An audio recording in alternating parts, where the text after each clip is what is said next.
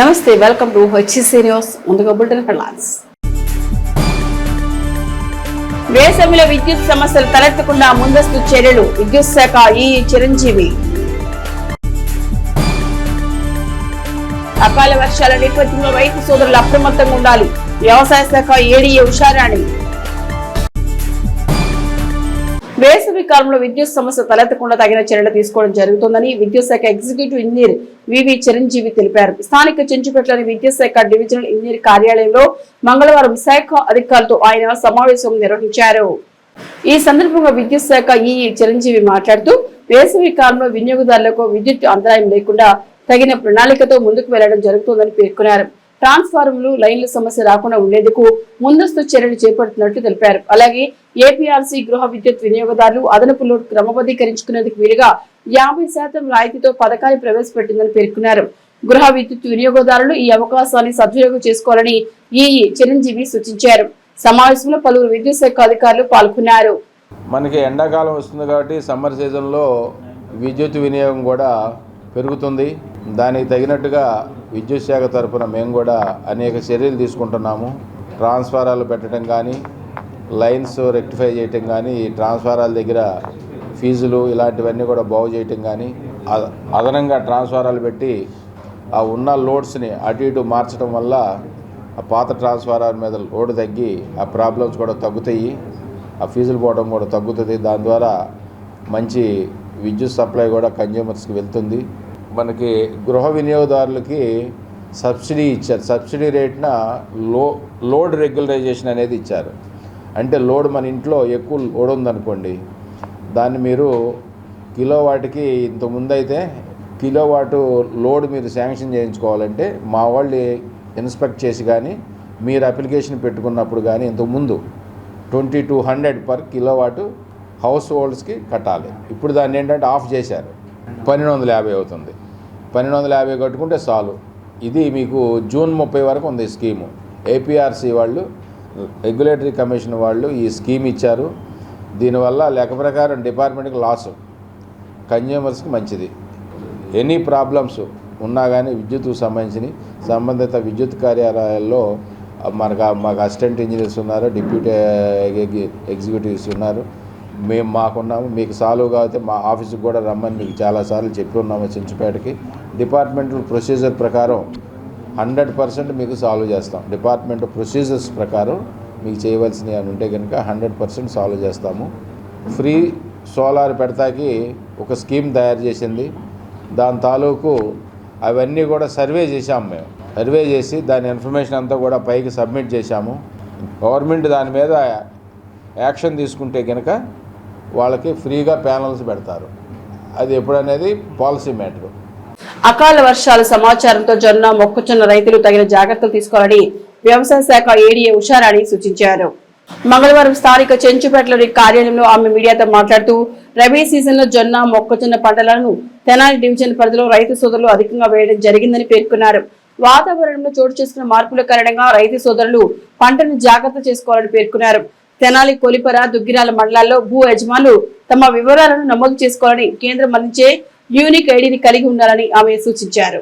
తెనాలి మండలం చూసుకుంటే తెనాల్లో 6000 ఎకరాల్లో మొక్కజొన్న, 6600 ఎకరాల్లో జొన్న పంటలు వేసుకోవటం జరిగింది. దుగ్గిరాల మండలానికి వస్తే 10400 ఎకరాల్లో మొక్కజొన్న, అట్లాగే 4000 ఎకరాల్లో జొన్న, 5500 ఎకరాల్లో గ్రీన్ గ్రామ్ పెసలు వేయటం జరిగింది. మరి ముఖ్యంగా మనకి ఇప్పుడు ఫార్మర్ రిజిస్ట్రీ అనేది జరుగుతూ ఉంది రైతు సేవా కేంద్రాల్లో. ఇప్పటివరకు చూసుకుంటే మన తెనాలి మండలంలో 7000 రైతులకి ఫార్మర్ రిజిస్ట్రేషన్స్ అనేది కంప్లీట్ చేయడం జరిగింది. అలాగే 6750 కొల్లిపర మండలంలో ఫార్మర్స్ రిజిస్ట్రేషన్స్ కంప్లీట్ అయినాయి. అట్లాగే 7700కి మన దుగ్గిరాల మండలంలో ఫార్మర్ రిజిస్ట్రేషన్స్ కంప్లీట్ అయినాయి. కానీ రైతు సోదరులందరికీ ఒక మనవి, తప్పనిసరిగా మరలా మీరు ఖరీఫ్లో పంటలు వేసుకునే ముందు దయచేసి ఎవరెవరైతే భూ యజమానులు ఉన్నారో వాళ్ళు మరి ఆయా మండల పరిధిలో ఉన్నా లేదా వేరే ప్రాంతాల్లో ఉన్నా తప్పనిసరిగా మీరందరూ కూడా మీ యొక్క వివరాలను నమోదు చేయించుకొని మన కేంద్ర ప్రభుత్వం వారు ఇచ్చేటువంటి యూనిక్ ఐడి నెంబర్ని కనుక మీరు కలిగి ఉన్నట్లయితే ముందుగా మనకి ఎటువంటి ప్రభుత్వం నుండి సంక్షేమ పథకాలు అందాలన్నా లేకపోతే ఏదైనా పంట నష్టపరిహారం కలిగినప్పుడు ఆ నష్టపరిహారం మనకి అందాలన్నా తప్పనిసరిగా ఈ యూనిక్ ఐడి అనేది ఒక మనిషికి ఆధార్ నంబర్ ఎంత అవసరమో ఈ రైతులకి యూనిక్ ఐడి అంత అవసరం అనేది కేంద్ర ప్రభుత్వం రాష్ట్ర ప్రభుత్వాలు కలిసి ఈ విధంగా ఈ ప్రక్రియని ప్రారంభించారు కాబట్టి తప్పనిసరిగా ఈ అవకాశాన్ని రైతు సోదరులందరూ ఉపయోగించుకోవాలని కోరుకుంటున్నాను. సింగపూర్లో జరిగిన అగ్ని ప్రమాదంలో గాయాల పాలైన ఆంధ్రప్రదేశ్ రాష్ట్ర ఉప ముఖ్యమంత్రి పవన్ కళ్యాణ్ తనయుడు మార్క్ శంకర్కు ప్రత్యేక వైద్య సేవలు కొనసాగుతున్నాయని రాష్ట్ర ఆహార పౌర సరఫరా శాఖ మంత్రి Janasena party PSC chairman Nadendla Manohar ఢిల్లీలో నిర్వహించిన మీడియా సమావేశంలో తెలియజేశారు. మంత్రి నాదెండ్ల మనోహర్ మీడియాతో మాట్లాడుతూ సింగపూర్లో జరిగిన అగ్ని ప్రమాదంలో ఒకరు మృతి చెందగా 15 మందికి గాయాలైనట్లు, వారిలో ఆంధ్రప్రదేశ్ రాష్ట్ర ఉప ముఖ్యమంత్రి పవన్ కళ్యాణ్ రెండో కుమారుడు మార్కు శంకర్ను కాపాడిన భవన నిర్మాణ కార్మికులకు ఉప ముఖ్యమంత్రి వర్యులు కృతజ్ఞతలు తెలిపారని తెలిపారు. ప్రమాద విషయం తెలియడంతో ముఖ్యమంత్రి చంద్రబాబు నాయుడు, ప్రధాని నరేంద్ర మోదీ ఆంధ్రప్రదేశ్ రాష్ట్ర ఉప ముఖ్యమంత్రి పవన్ కళ్యాణ్తో మాట్లాడారని, అవసరమైన సహాయం అందేలా చూస్తామని చెప్పారని మంత్రి నాదెండ్ల మనోహర్ వివరించారు. రెండో కుమారుడు మార్క్ శంకర్ సింగపూర్ ప్రాంతంలోని రివర్ వ్యాలీలో జరిగిన అగ్ని ప్రమాదంలో సుమారు 15 నుంచి 19 మంది విద్యార్థులకి అనేక రకాల గాయాలు, 3rd degree బర్న్స్, ఒక విద్యార్థి ప్రాణాలు కూడా కోల్పోయారనే సమాచారం అందింది. ఆ దుర్ఘటమైన ఆ సంఘటనలో మార్క్ శంకర్ గారికి ఎక్కడ కూడా ఇబ్బంది కలగకుండా ఆయన ప్రాణాలు కాపాడిన అక్కడ ఉన్న భవన నిర్మాణ కార్మికులకి ప్రత్యేకంగా పవన్ కళ్యాణ్ గారు కృతజ్ఞత తెలుపమన్నారు. మార్క్ని హాస్పిటల్లో చేర్చి ట్రీట్మెంట్ కొనసాగుతూ ఉంది. కాళ్ళకి చేతులకి బర్న్ ఇంజరీస్ రిజిస్టర్ అయినాయి. ఎక్కువగా ఊపిరితిత్తుల్లో ఈ పొగ వెళ్ళిపోవడం, ఖచ్చితంగా 2-3 రోజులు హెల్త్ కండిషన్స్ మానిటర్ చేయాలని అక్కడున్న వైద్య సిబ్బంది పవన్ కళ్యాణ్ గారి కుటుంబానికి ఇచ్చిన సమాచారం మేరకు సేఫ్గా ఉన్నారు. అయితే ట్రీట్మెంట్ కొనసాగించాలి, ఎక్కడ ఇబ్బంది లేకుండా అక్కడ అన్ని విధాలుగా స్థానికంగా ఉన్న వైద్య సిబ్బంది వారి కుటుంబ సభ్యులందరూ కూడా జాగ్రత్తగా చూసుకుంటున్నారనే సమాచారం రాష్ట్ర ప్రజలందరూ కూడా అందించమని పవన్ కళ్యాణ్ గారు చెప్పడం జరిగింది. భారతదేశ ప్రధాని నరేంద్ర మోడీ గారు కూడా ఇంతకుముందే పవన్ కళ్యాణ్ గారితో మాట్లాడి మార్క్ రికవరీ గురించి తెలుసుకోవడమే కాకుండా అక్కడ ఎటువంటి ఫెసిలిటీస్ కావాలన్నా స్థానికంగా ఉన్న హై కమిషనర్కి ఆదేశాలు జారీ చేశారనే విషయం ప్రధానమంత్రి గారు పవన్ కళ్యాణ్ గారికి తెలిపారు. మనస్ఫూర్తిగా ప్రధానమంత్రి గారికి జనసేన పార్టీ నుంచి, మా పార్టీ అధ్యక్షుడు పవన్ కళ్యాణ్ గారి నుంచి ఆయనకి ప్రత్యేకంగా ధన్యవాదాలు. టాలెంట్ ఎక్స్ప్రెస్ శ్రీశ్రీ మీడియా వారి సంయుక్త ఆధ్వర్యంలో ప్రతి సంవత్సరం అందజేసే అంబేద్కర్ ఎక్సలెన్స్ అవార్డును ఈ పర్యాయం ఆంధ్రప్రభ రూరల్ రిపోర్టర్, యువ జర్నలిస్ట్ ఉన్నం దమనభూషణానికి మంగళవారం ప్రదానం చేశారు. స్థానిక ప్రిన్సెస్ కాన్ఫరెన్స్ హాల్లో మంగళవారం సాయంత్రం టాలెంట్ ఎక్స్ప్రెస్ శ్రీశ్రీ మీడియా సంయుక్త ఆధ్వర్యంలో 2025 సంవత్సరానికి ఆంధ్రప్రభ రూరల్ రిపోర్టర్గా విధులు నిర్వహిస్తున్న ఉన్నం దమనభూషణంకు అతిథుల చేతుల మీదుగా ప్రదానం చేశారు. టాలెంట్ ఎక్స్ప్రెస్ నిర్వాహకులు కనపర్తి రత్నాకర్ ఆధ్వర్యంలో నిర్వహించిన ఈ కార్యక్రమంలో MEO doctor Meka Lakshminarayana, one town CA Mallikarjunarao, తహసీల్దార్ కేవీ గోపాలకృష్ణ, తెలుగుదేశం పార్టీ నాయకులు సుద్దపల్లి నాగరాజు ఆత్మీయ అతిథులుగా పాల్గొని సమాజంలో మీడియా పాత్రపై తమ అభిప్రాయాలను పంచుకున్నారు. అంబేద్కర్ ఎక్సలెన్స్ అవార్డు అందుకున్న ఉన్నం భూషణం మాట్లాడుతూ గత 8 సంవత్సరాలుగా పాత్రికేయ వృత్తిలో కొనసాగుతున్నానని, కనపర్తి రత్నాకర్తో తమకున్న అనుబంధాన్ని వివరిస్తూ అవార్డును అందుకోవడం పట్ల ఆనందాన్ని వ్యక్తం చేశారు. ఈ కార్యక్రమంలో పలువురు కళాకారులు, సాహితీ మిత్రులు, మీడియా మిత్రులు పాల్గొన్నారు. అంబేద్కర్ గారు ఒక జర్నలిస్ట్గా సంపాదకీయం ఆయన ఏంటి అంటే 1920లో ముఖనాయక్ అని, అట్లాగే బహిష్కృత భారత్ అని, అట్లాగే జనత అని అట్లాంటి ఒక పత్రికలు స్థాపించారు ఆయన. ఆ పత్రికల సారాంశం ఏంటంటే అణగారిన వర్గాలు అప్పట్లో ఉన్న పరిస్థితుల రీత్యా కలంతో వాళ్ళని ఎలాగ పైకి తీసుకురావాలి, ఆ పరిస్థితిని ఎలా ఎదుర్కోవాలి అనే విధంగా ఉండే ఆ సంపాదకీయాలు. కలం గొప్పది అని నమ్మిన వ్యక్తి, ప్రపంచ మేధావి ఊరిని అవ్వలేదు కదా, ప్రపంచాన్ని మేధావిగా ప్రపంచం గుర్తించింది అంటే ఆయన పేద బడుగు బలహీన వర్గాల అభ్యున్నతి కోసం ఆయన చేసిన రచనలు అప్పట్లో ఒక విప్లవం. నేను ఎలా కోరుకుంటాను అంటే ఒక జర్నలిస్ట్గా మీకు నాకు ఇచ్చే ఒక తమ్ముడుగా మా సలహా ఏంటంటే ఎప్పుడైనా ఎలా ఉండాలంటే జర్నలిజం అణగారిన వర్గాలని మన వంతు సహాయంగా వాళ్ళని పైకి తీసుకురావడానికి కృషి చేయాలి. ఫర్ ఎగ్జాంపుల్ చెప్తాను, నేను ర్యాగ్ పిక్కర్స్ ఉంటారు కదా, చెత్త ఏరుకునేవాళ్ళు. ఆ చెత్త ఏరుకునే వాళ్ళ జీవన శైలి మీద ఒక ఆర్టికల్ రాస్తాను. ఆర్టికల్ సారాంశం ఏంటంటే, ఒక చెత్త ఏరుకునే ఒక మహిళ చెత్త కుండీలో ప్రసవించింది. మరి అట్లా ప్రసవించడానికి పేదరికమా కారణం, కులమా, లేకపోతే ఏంటి, చదువు లేకపోవడమా, సమాజం ఎందుకు మరి ఇంతమంది మనం ఉండి ఇన్ని వ్యవస్థలు ఉండి అన్ని వ్యవస్థలు ఉన్నాయి, కానీ ఒక పేద మహిళ ఒక అణగారిక వర్గానికి చెందిన ఆవిడ ఒక చోట చెత్త కుండీలో డెలివరీ అయిందనేది నా మనసుని ఒకప్పుడు కదిలించింది. నేను దాని మీద ఒక ఆర్టికల్ రాశాను.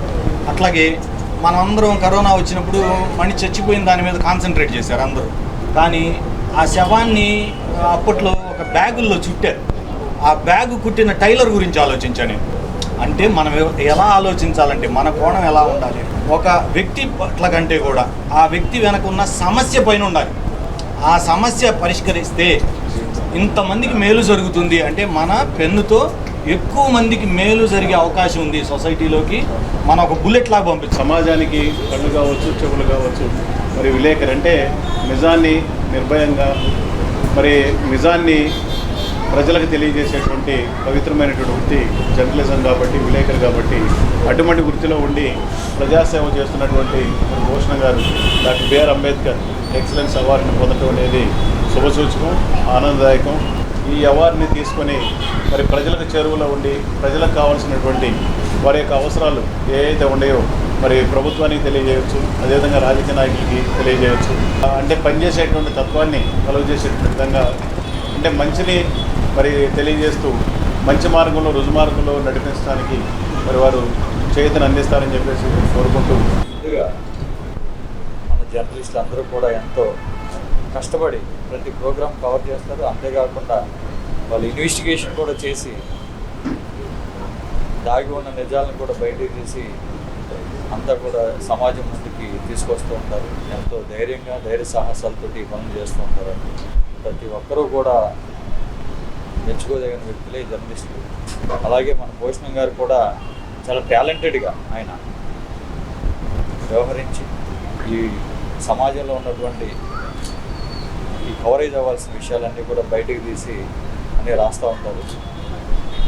ఈ మంచి అవార్డు వచ్చినందుకు సంతోషం. ఇలాంటి అవార్డు మరి వాళ్ళ నాన్నగారికి అంబేద్కర్ జయంతి రోజున సేవారత్న అవార్డు ఇచ్చారు 2016లో ఉన్నం ధర్మారావు గారికి. చాలా చిన్న వయసులో ఉన్నం భూషణం విలేకరి అయ్యాడు. ఆ రోజు నేను చెప్పాను, మీ నాన్న ఒక రంగంలో ఉద్యమాల్లో మీ నాన్న ఉన్నతమైనటువంటి వ్యక్తిగా ఉంటే అంతకంటే గొప్పగా నువ్వు ఈ రంగంలో ఉంటావని చెప్పాను. మరి చిన్న వయసులో ఇన్ని సంవత్సరాలకి ఒక మొట్టమొదటిగా మరి రత్నాకర్ గారు అతను ఎంత కష్టపడి పనిచేస్తూనే ఎంత నీతి నిజాయితీగా నిబద్ధతతో ఉన్నాడో చూస్తేనే అర్థమవుతుంది. వాళ్ళందరూ కూడా అనుకొని అతనికి అంబేద్కర్ ఎక్సలెన్సీ అవార్డు ప్రకటించడం ద్వారా మేమందరం కూడా చాలా సంతోషిస్తున్నాం. మరి ఇలాంటి కార్యక్రమానికి మమ్మల్ని కూడా భాగస్వామ్యం చేసినందుకు, తమ్ముడికి అవార్డు వచ్చినందుకు చాలా సంతోషం వ్యక్తం చేసి మీ అందరూ కూడా ఎవరైతే ఈ ఆర్గనైజేషన్కి కష్టపడి పనిచేస్తా ఇలాంటి కార్యక్రమాలు చేస్తున్నారో వాళ్ళందరూ కూడా నా హృదయపూర్వక ధన్యవాదాలు తెలియజేసుకుంటూ సెలవు తీసుకుంటాను. అంటే ఏ ఉద్యోగానికి వెళ్తే బాగుంటుందా అనే పరిస్థితుల్లో మా సోదరుడు నాకు అన్నకన్నా ఎక్కువ సుత్తపల్లి నాగరాజు అన్న నాన్నగారు వీళ్ళని అడిగితే ఉద్యోగం కన్నా గొప్పది జర్నలిజం, ఉద్యోగులను ఎవరికి ఏం చేయలేమో కానీ జర్నలిజంలో అనేక మందికి మేలు చేయొచ్చని నాకు ఆ రోజు వాళ్ళు సలహా ఇవ్వడం జరిగింది. వాళ్ళ సలహాల మేరకు 2018లో నేను జర్నలిజంలో అడుగు పెడతాం జరిగింది. అప్పటి నుంచి ఇప్పటి వరకు అనేక పత్రికల్లో పనిచేశాను.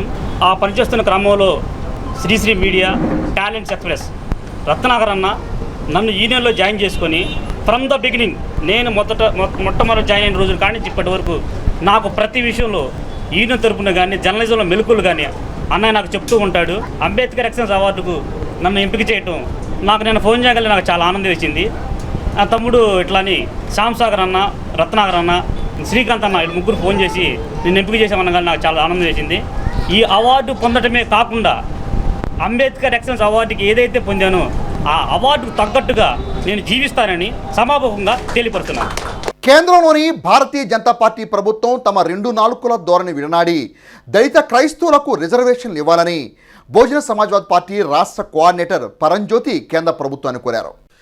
మంగళవారం తెనాల్లో ఏర్పాటు చేసిన మీడియా సమావేశంలో బహుజన సమాజ్వాదీ పార్టీ రాష్ట్ర కోఆర్డినేటర్ పరంజ్యోతి మాట్లాడుతూ కేంద్రంలో రాష్ట్రంలో మైనార్టీలపై జరుగుతున్న దాడులకు వ్యతిరేకంగా పోరాటాలు చేపట్టినట్టు తెలిపారు. దళిత క్రైస్తవులను ఎస్సీ జాబితాలో చేర్చాలని డిమాండ్ చేశారు. దళితుల్లో 80% పైగా క్రైస్తవులు ఉన్నారని, కేంద్ర ప్రభుత్వం క్రైస్తవ్యంలో ఉన్న దళితులను రిజర్వేషన్ చెల్లదంటూ చేసే వాదనలో ప్రాధాన్యత లేదని అన్నారు. దళితులు హిందువులుగా ఉంటే రిజర్వేషన్ ఇచ్చే ప్రభుత్వానికి అక్కడ మతం కనపడలేదా అని ప్రశ్నించారు. దళితులుగా ఉంటేనే రిజర్వేషన్లు, క్రైస్తవంలో ఉన్నవారికి రిజర్వేషన్లు కుదరమైన విధానం ఏమాత్రం సరికాదని అన్నారు. ఇదే అంశంపై సుప్రీంకోర్టులో ఉన్న వివాదానికి కేంద్ర ప్రభుత్వం సుప్రీంకోర్టుకు సరైన సమాధానం ఇవ్వకుండా దాటవేస్తుందని ఆరోపించారు. మతాలను అడ్డుపెట్టుకుని రిజర్వేషన్ విధానంపై రాజ్యాంగానికి విరుద్ధంగా భారతీయ జనతా పార్టీ ప్రభుత్వం 2 నాలుగుల ధోరణి అవలంబిస్తుందని, దీనిపై క్రిస్టియన్ కోఆర్డినేటర్ కౌన్సిల్ తరపున పోరాటాలు చేపట్టినట్టు తెలిపారు. మీడియా సమావేశంలో డానియల్ జోషిరాజు రాథన్, సునీల్ తదితర సభ్యులు పాల్గొన్నారు. బీజేపీ పార్టీ ఏదైతే ఈ రోజున చెప్తున్న విషయాలు ఒకసారి చూస్తే మరి మైనార్టీల అంశంలో చాలా విచిత్రమైనటువంటి వాదనలు చేస్తూ ఉన్నారు. ఈ మతపరమైనటువంటి రిజర్వేషన్లు రాజ్యాంగ విరుద్ధం అని చెప్పేసి వాళ్ళు వాదిస్తూ ఉన్నారు. ముస్లింలకి మతపరంగా రిజర్వేషన్లు ఇస్తున్నారని, కాబట్టి ఇది రాజ్యాంగ విరుద్ధమని, రాజ్యాంగంలో కులపరంగా రిజర్వేషన్లు ఉన్నాయి కానీ మతపరంగా రిజర్వేషన్ లేవని చెప్తూ ఉన్నారు. బాబాసాహెబ్ అంబేద్కర్ రాసినటువంటి రాజ్యాంగం ప్రకారం ఆయన కూడా దీనికి వ్యతిరేకమని కూడా మాట్లాడుతున్నారు. మరి దళితులు హిందూ మతంలోనే ఉంటే మాత్రమే రిజర్వేషన్లు వస్తాయి తప్పితే క్రైస్తవులకు ఉంటే రిజర్వేషన్లు రావు అనేటువంటి విషయం కూడా మతపరమైన రిజర్వేషన్ల కిందే వస్తాయి కదా. అంటే ఈ డబుల్ స్టాండర్డ్ మెథడ్ ఏంటి? మీరు రాజ్యాంగ పరంగా ఆర్టికల్ 25 ప్రకారం మత స్వేచ్ఛ, మత ప్రచారం చేసుకునే హక్కు ఉన్నది. అందరూ ఇష్టం వచ్చిన మతాన్ని అనుసరించవచ్చు. అటువంటప్పుడు అలాంటి మతం అనుసరిస్తేనే రిజర్వేషన్లు అనేటువంటి అంశం ఇది రాజ్యాంగ విరుద్ధం కాబట్టి ఖచ్చితంగా సుప్రీంకోర్టులో ఈ విషయం మీద న్యాయం జరుగుతుందని మేము అనుకుంటున్నాం. తెనాలి పరిసర ప్రాంతాల్లో షూటింగ్ జరుపుకుంటున్న శిశిరం చిత్రంలో తన పాత్రకు ఒక ప్రధాన గుర్తింపు రానుందని ఆ చిత్రంలో ప్రధాన పాత్రను పోషిస్తున్న ప్రముఖ బాలనటుడు లిటిల్ బాను పేర్కొన్నారు. మంగళవారం సాయంత్రం తెనాలి ప్రిన్సెస్ హోటల్లో శిశిరం చిత్ర యూనిట్ విలేకరుల సమావేశం నిర్వహించారు. భాను మాట్లాడుతూ కళ్ళ కాణాచి తెనాల్లో షూటింగ్లో పాల్గొనడం సంతోషకరమని అన్నారు. అనుభవజ్ఞులైన రత్నాకర్ దర్శకత్వంలో సినిమాలు నటించడం తమకెంతో ఆనందంగా ఉందని అన్నారు. దర్శకులు రత్నాకర్ మాట్లాడుతూ ఏప్రిల్ 9వ తేదీ నుండి 11వ తేదీ వరకు తెనాలి పరిసర ప్రాంతాల్లో షూటింగ్ జరుగుతుందని అన్నారు. తండేల్ చిత్రంలో జాతీయ సమైక్యతను చాటి చెప్పే పాత్రలో భాను అద్భుతమైన నటన చేసినందుకు గాను భానును తహసీల్దార్ గోపాలకృష్ణ, ఎంఈఓ మేక లక్ష్మీనారాయణ, వంటం సి మల్లికార్జునరావు, కొరియోగ్రాఫర్ అమ్మ సుధీర్లు అభినందించారు. సమావేశంలో ప్రొడక్షన్ డిజైనర్ ఎం శ్రీకాంత్, పిఆర్ఓ అంబటి శ్యాంసాగర్ తదితరులు పాల్గొన్నారు. జరిగే షెడ్యూల్స్లో 2వ షెడ్యూల్ కూడా పూర్తవుతుంది. మొదటి షెడ్యూల్ కానీ 2వ షెడ్యూల్ కానీ విజయవంతంగా నేను పూర్తి చేయగలిగానంటే మన తహసీల్దార్ గారు ఎంఈఓ గారు పూర్తి సహకారం నాకు అందించడం వల్లనే చాలా స్పీడ్గా కొనసాగుతుంది. తండేల్ సినిమాలో ఫస్ట్ నాగైతేనే అయితే 2 సాయి పల్లవి, 3 భాను, ఈ ముగ్గురే సినిమా మొత్తం మీద కనపడేది. అక్కడ పాకిస్తాన్ జైల్లో భారతీయ పౌరుషాన్ని రగిలించిన క్యారెక్టర్లు అద్భుతంగా చిన్నోడైన చాలా చక్కగా చేశాడు. అలాంటి పాత్ర పోషించినందుకు గాను వాళ్ళ తల్లిదండ్రులు కూడా ఇలాంటి పాత్రలు ఎంకరేజ్ చేసి చిన్నపిల్లల వయసులోనే దేశభక్తిని చాటి నింపాలని కోరుకుంటూ. తెనాలంటే గుర్తొచ్చేది మా రత్నాకర్ గారు. శిశిరం మూవీ, కొన్ని మూవీస్ అనేవి మన దాంట్లో కొన్ని స్పెషల్ మూవీస్ అనేవి ఉంటాయి మన లైఫ్లో. అలాంటి నా లైఫ్లో ఒక మంచి స్పెషల్ మూవీ వచ్చేసరికి శిశిరం మూవీ. ఎంతో ఇంట్రెస్టింగ్ క్యారెక్టర్, కానీ ఎంతో బాగా రాశారు నా క్యారెక్టర్ని. నాకు నా డ్రీమ్ క్యారెక్టర్ అండి ఇది. రత్నాకర్ గారు ఎన్నో డైలాగ్స్ రాశారు. ఎన్నో డైలాగ్స్లో నాకు నచ్చిన డైలాగ్ వచ్చేసరికి మీకు ఇప్పుడు చెప్తాను. టార్గెట్ పెట్టుకున్నాక టర్నింగ్ తీసుకో, వర్షన్ ఏదైనా విన్నింగ్ మాత్రమే అప్డేట్ చేస్తాం. సో ఇలాగ ఒక మ్యానరిజంతో ఒక డైలాగ్ అనేది ఉంది. తెనాలి మండలం కొలకలూరు గ్రామంలోని రెసిడెన్షియల్ పాఠశాలలో గత 3 రోజులుగా అత్యంత ప్రతిష్టాత్మకంగా నిర్వహిస్తున్న పివి రాంబాబు నెక్ బీడీసీ షటిల్ టోర్నమెంట్ పోటీలు సోమవారంతో ముగిశాయి. తెనాలి మండలం కొలకలూరు గ్రామంలోని రెసిడెన్షియల్ పాఠశాలలో గత 3 రోజులుగా నిర్వహిస్తున్న పివి రాంబాబు నెక్ బీడీసీ షటిల్ టోర్నమెంట్ సోమవారంతో ముగిసింది. విజేతలకు టోర్నమెంట్ నిర్వాహకులు బహుమతులు అందజేశారు. నిర్వాహకులు శ్రీకాంత్ మాట్లాడుతూ గత 3 రోజులుగా నెక్ బీడీసీ షటిల్ టోర్నమెంట్ నిర్వహిస్తున్నట్టు తెలిపారు. దీనికి తోడు ఇటీవల మృతి చెందిన కొత్త ఐజిక్ శామ్ బ్యాడ్మింటన్ అసోసియేషన్ ఉపాధ్యక్షులు పివి రాంబాబు స్మారకంగా జూనియర్స్ సీనియర్స్ విభాగంలో తెనాలి పరిసర ప్రాంత క్రీడాకారులకు టోర్నమెంట్ నిర్వహించినట్టు తెలిపారు. క్రీడాకారులు ప్రదర్శించిన క్రీడాస్ఫూర్తి అభినందనీయమని కొనియాడారు. జూనియర్స్ విభాగంలో విన్నర్స్గా సంజు, అనిల్, రన్నర్స్గా అనురూప్, నోయల్, రాజేష్ గెలుపొందినట్టు తెలియజేశారు. ఈ కార్యక్రమాన్ని శీలం వినయ్ కుమార్ పర్యవేక్షించారు. కాగా ఈ కార్యక్రమంలో కె జార్జి థామస్, నరిశెట్టి మహేష్, బీవీఆర్, పీటర్ పాల్, గల్లా సతీష్, బి ధీరజ్, వేణు తదితరులు పాల్గొన్నారు. బీడీసీ తరఫున జరుగుతున్నటువంటి నెల జరుగుతున్నటువంటి టోర్నమెంట్లో 36వ నెలకు చేరుకుంది. 36వ నెలని మా తోటి క్రీడాకారుడు, కిస్బా వైస్ ప్రెసిడెంట్, సీనియర్ జిల్లా బ్యాడ్మింటన్ ప్లేయర్ అయినటువంటి కీర్తిశేషులు పోచిరాజు వెంకటరాంబాబు గారు గేమ్ ఆడుతూనే తుది శ్వాస విడిచినారు. వారి జ్ఞాపకార్థం ఈ టోర్నీని 36వ నెల టోర్నీని వారి పేరు మీద నిర్వహించడం జరిగింది. ముఖ్య అతిథిగా విచ్చేసినటువంటి శ్రీ బత్తుపూడి వెంకటేశ్వర శర్మ గారు విజేతలకు బహుమతులు అందజేశారు. టోర్నీని నిర్వహించినటువంటి ఆర్గనైజర్ శ్రీ కటికి శ్రీకాంత్ గారు, దీనికి సహకరించినటువంటి మిగిలిన తోటి ప్లేయర్స్ మహేష్ గారు, జూనియర్స్ విభాగం, సీనియర్స్ విభాగం అని రెండింటి మీద కలిపి 30 టీంలు పాల్గొని చాలా రసవత్తరంగా ఈ టోర్నీ ముగించడం జరిగింది. రాష్ట్ర ప్రభుత్వం వేసవి సెలవులు ప్రకటించిన నేపథ్యంలో ముందస్తు అడ్మిషన్లు, తరగతుల నిర్వహణ ప్రక్రియను కార్పొరేట్ కళాశాలలు నిలుపుదల చేయాలని ఏఐఎస్ఎఫ్ రాష్ట్ర కార్యవర్గ సభ్యులు పాస వెంకటేష్ డిమాండ్ చేశారు. మంగళవారం స్థానిక గాంధీనగర్లోని ఏఎస్ఎఫ్ కార్యాలయంలో వద్ద ఏర్పాటు చేసిన విలేకరుల సమావేశంలో ఆయన మాట్లాడుతూ వేసవి సెలవులు ప్రకటించిన నేపథ్యంలో కార్పొరేట్ కళాశాలలు, అనుమతులు లేని కళాశాలలు, పాఠశాలలు ముందస్తు తరగతులు నిర్వహించడం సబబు కాదన్నారు. వేసవి తీవ్రత అధికంగా ఉంటున్న తరుణంలో ముందస్తు తరగతులు పెట్టి విద్యార్థులను ఒత్తిడికి గురి చేయడం జరుగుతుందని ప్రభుత్వం అధికారులు వెంటనే సంబంధిత కళాశాలలపై చర్యలు తీసుకోవాలని కోరారు. ప్రభుత్వం స్పందించిన పక్షంలో ఏఎస్ఎఫ్ ఆధ్వర్యంలో ప్రత్యక్ష ఆందోళన చేపడుతోందని పేర్కొన్నారు. ఏఎస్ఎఫ్ జిల్లా అధ్యక్షులు శివ మాట్లాడుతూ విద్యార్థులకు ప్రోత్సాహాన్ని అందించాల్సిన కళాశాలలు ఒత్తిడికి గురిచేసేలా వ్యవహరించడం సమంజసం కాదన్నారు. కార్యక్రమంలో పలువురు ఏఎస్ఎఫ్ నాయకులు పాల్గొన్నారు. మరి ఇప్పుడు వేసవి సెలవులు రాష్ట్ర ప్రభుత్వం ప్రకటించినప్పటికీ ఈ కార్పొరేట్ ప్రైవేట్ కళాశాలలు ముందస్తు అడ్మిషన్ల పేరుతో, అదేవిధంగా ముందస్తు తరగతుల పేరుతో విద్యార్థులను ఇబ్బందికి గురి చేస్తూ ఉన్నారు. రూపురేఖలు మారుస్తామని చెప్పి వాళ్ళ మాయ మాటలు చెప్పి మరి వాళ్ళని అక్రమ అడ్మిషన్లు చేసే ప్రయత్నం చేస్తూ ఉన్నారు. ఆ ప్రయత్నంలో భాగంగా తల్లిదండ్రులను, విద్యార్థులను ఇబ్బంది పెట్టి మరి వేసవి సెలవులు అవుతున్నప్పటికి కూడా క్లాసులు నిర్వహిస్తాయి కార్పొరేట్ ప్రైవేట్ కళాశాలను వాళ్ళు ఇబ్బందికి గురి చేస్తూ ఉన్నాయి. రాష్ట్ర ప్రభుత్వం స్పందించి ఏదైతే గుర్తింపు లేని కళాశాలలో పుట్టగొడుగుల్లాగా పుట్టుకుంటూ వస్తూ ఉన్నాయి, తెనాలి పరిసర ప్రాంతాల్లో కూడా విద్యాశాఖ అధికారులు స్పందించి ఏదైతే గుర్తింపు లేని కళాశాలలు, పాఠశాలలు పెడతా ఉన్నారో వాళ్ళ మీద చర్యలు తీసుకోవాలి. అంతేవిధంగా అక్రమ అడ్మిషన్లు నిర్వహిస్తూ ఉన్నారో వాళ్ళని పట్టుకొని వాళ్ళ మీద మీరు కేసులు బుక్ చేయాలి. మరి రాష్ట్ర ప్రభుత్వం గొప్పగా వేసవి సెలవులు ప్రకటిస్తున్నప్పటికీ ముందస్తు తరగతుల పేరుతో మరి విద్యార్థులకు తరగతులు నిర్వహించి ఈ వేసవి కాలంలో వాళ్ళని ఇబ్బందికి గురి చేస్తూ ఉన్నారు. వీటన్నిటి మీద మీరు చర్యలు తీసుకొని వాళ్ళని వెంటనే శిక్షించాలని చెప్పి ఏఎస్ఎఫ్గా డిమాండ్ చేస్తూ ఉన్నాం. ఏఎస్ఎఫ్ రాష్ట్ర సమితి పిలుపులో భాగంగా ఏదైతే అక్రమ క్లాసులు నడుపుతున్నారో వేసవి కాలంలో వెంటనే అడ్డుకోవాలని, అదేవిధంగా ఏదైతే వేసవికాల సెలవు ప్రకటించడం జరిగిందో క్యాబినెట్లో డిస్కస్ చేసి వాటిని తొంగలో తొక్కి ఈ ప్రైవేట్ కాలేజీలు అదేవిధంగా కార్పొరేట్ కాలేజీలు ఉన్నాయో స్పెషల్ క్లాసుల పేరుతో నిర్వహించడం జరుగుతుంది. ఇలాంటి క్లాసులు నిర్వహిస్తే ఏఎస్ఎఫ్గా రానున్న రోజుల్లో పెద్ద ఎత్తున ఆందోళన చేపడతామని తెనాలిలో ఉన్న కార్పొరేట్ కాలేజీలు, ప్రైవేట్ కాలేజీలు అన్నిటికీ విజ్ఞప్తి చేస్తున్నాం. ఇట్లు శివ, ఏఎస్ఎఫ్ గుంటూరు అధ్యక్షుడు. స్థానిక రజకపేటలోని శ్రీ సీతారామ కళ్యాణ దేవస్థానంలో శ్రీరామనవమి వేడుకలు వైభవంగా కొనసాగుతున్నాయి. ఉత్సవాల్లో భాగంగా మంగళవారం శ్రీ రమా సహిత శ్రీ సత్యనారాయణ స్వామి వ్రతాన్ని నిర్వహించి దేవస్థానం కమిటీ సభ్యుల ఆధ్వర్యంలో భక్తులకు అన్నప్రసాద వితరణ కార్యక్రమం జరిపారు.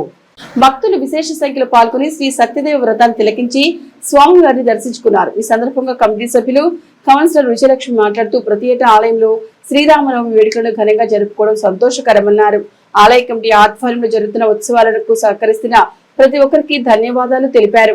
ఉత్సవాల్లో భాగంగా మంగళవారం శ్రీ సత్యదేవ వ్రతాన్ని ఆచరించి భక్తులకు అన్నప్రసాదం పంపిణీ చేసినట్లు పేర్కొన్నారు. కార్యక్రమంలో పలువురు దేవస్థాన కమిటీ సభ్యులు పాల్గొన్నారు. సీతారామ కళ్యాణ దేవస్థానం తెనాలి రజకపేటలో వేంచేసి ఉన్న శ్రీరాములు వారి కళ్యాణ మహోత్సవాలు జరిగిన ఈ 3 రోజులు.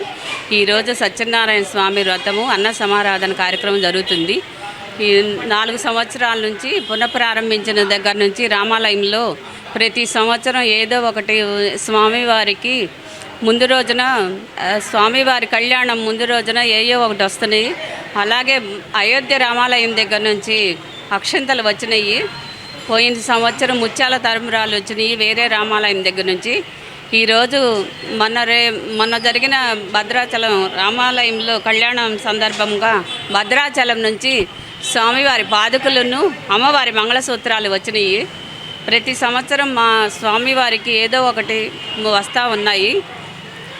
ఈ పాదుకలని మేము రామాలయంలో ఉంచుతాము. భక్తుల సందర్శనార్థం ప్రతి ఒక్కళ్ళు వచ్చి దర్శనం చేసుకోవాలి. తెనాలి పట్టణ ప్రజలని ఆలయ కమిటీ వాళ్ళని ప్రతి ఒక్కళ్ళని కోరుకుంటున్నాము. స్వామివారి కృపకు పాత్రలవుతారని ప్రతి ఒక్కళ్ళని మనస్ఫూర్తిగా కోరుకుంటున్నాను. తెనాలి మండలం నందివెలుగు గ్రామంలోని తూర్పు బజార్ నుండి వేంచేసి ఉన్న శ్రీ రామాలయంలో శ్రీరామనవమి వేడుకలు వైభవంగా జరుగుతున్నాయి. ఉత్సవాల్లో భాగంగా సోమవారం రాత్రి గ్రామోత్సవ కార్యక్రమం అంగరంగ వైభవంగా నిర్వహించారు. తొలుత వైఖాన సాగమ ప్రకారం అర్చకులు పండితులు స్వామి అమ్మవార్లకు విశేష పూజలను రథాంగ హోమాన్ని నిర్వహించారు. అనంతరం గ్రామ పురవీధిలో స్వామివారి ఉత్సవ సేవ మేళ్ల తాళాలతో కన్నుల పండుగ నిర్వహించారు. ఈ సందర్భంగా ఉత్సవంలో పాల్గొన్న శాశ్వత దాత బీజేపీ కిషన్ మోర్చా జిల్లా ఉపాధ్యక్షులు తోటకూర కోటేశ్వరరావు మాట్లాడుతూ ప్రతి ఏటా శ్రీరామనవమి వేడుకను ఆలయంలో ఘనంగా జరుపుకోవడం సంతోషకరమన్నారు. వారసత్వంగా సీతారాముల సేవ చేసుకునే భాగ్యం తమ కుటుంబానికి కలిగినందుకు సంతోషకరంగా ఉందన్నారు. శ్రీరాముని ఆశీస్సులు ప్రజలపై ఉండాలని ఆకాంక్షించారు. కార్యక్రమంలో స్థానికులు పెద్ద ఎత్తున పాల్గొన్నారు. గత 200 సంవత్సరాల నుంచి కూడా ఈ యొక్క కార్యక్రమం మరి రాములు గారికి పట్టాభిషేకం చేయటం, నిన్న తరుమణాలు పోయటం జరిగింది. ఈ రోజు ఊరేగింపు మరి గ్రామంలో ప్రతి గ్రామంలో బజార్లో కూడా మా రమేష్ గారి ఆధ్వర్యంలో చక్కగా జరిగింది. శాంతహోమం కూడా చేశారు. ఆయన చేతుల మీదుగా ఈ రోజు ఊరు మొత్తం కూడా చక్కగా దిగ్విజయంగా జరిగింది. రాముల గారి కళ్యాణం, ఈ రథోత్సవం కూడా జరిగింది. దీనికి ముఖ్యులు గోవర్ధన్ రెడ్డి గారు కూడా దీనికి సహకారం చేశాడు. బుధ కౌశిక మహాముని ఇక్కడ సీతారామచంద్ర స్వామిని ప్రతిష్ఠించారు. అప్పటి నుండి ప్రతి సంవత్సరం వార్షిక బ్రహ్మోత్సవాలు జరుగుతున్నాయి. ఈ వార్షిక బ్రహ్మోత్సవాలు శ్రీరామనవమి సందర్భంగా 5 రోజులు చేయటం ఆనవాయితీగా వస్తూ ఉన్నది. ఈ 5 రోజుల్లో భాగంగా ఈరోజు స్వామివారికి రథాంగ పూజ జరిగి తర్వాత బ్రహ్మరథం అనేది స్వామివారి నందివెలుగు పురవీధుల్లో ఊరేగింపుగా బయలుదేరుతున్నది. ఇక బులెటిన్ ముగించే ముందు హెడ్లైన్స్ మరొకసారి. వేసవిలో విద్యుత్ సమస్యలు తలెత్తకుండా ముందస్తు చర్యలు విద్యుత్ శాఖ చిరంజీవి. అకాల వర్షాల నేపథ్యంలో రైతు సోదరులు అప్రమత్తంగా ఉండాలి. వ్యవసాయ శాఖ ఏడీఏ ఉషారాణి. ఇవి హెచ్సివి న్యూస్ బులెటిన్ విశేషాలు. నమస్తే.